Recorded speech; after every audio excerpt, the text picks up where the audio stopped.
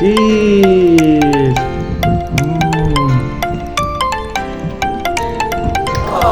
Love you. Love you so much. Cheers ulit tayo. Cheers! Shout out. Mami. Okay, shout out daw kay mami niya. O, sino pa shout out natin? Mami. Mami, shout out. Ayan, pinadalan tayo ni Pitoy TV ng special na niluto niya daw. Ito yung Bicol Express. Nagpaluto ata siya sa bayaw niya na taga Bicol mismo ng legit na Bicol Express. So, sabi niya, must try daw. Kailangan daw matikman ko tong Bicol Express na ginawa ng bayaw niya. Ito daw yung legit na Bicol Express. So, painit lang natin para ang daming sili. Hindi nyo. Grabe. Ang bango ng amoy. Amoy na amoy mo yung gata na nilagay nila dito. Tapos yung sili. Grabe, ang daming sili. Wow! Yan. Tikman natin. Ayan, tamang-tama. May natira pang fried rice dito kaninang umaga. So, the moment of truth. Daming sili.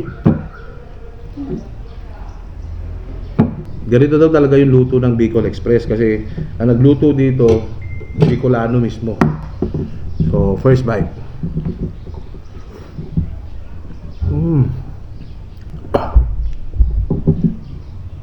Anghang. Sarap. Mafe-feel mo agad yung gata.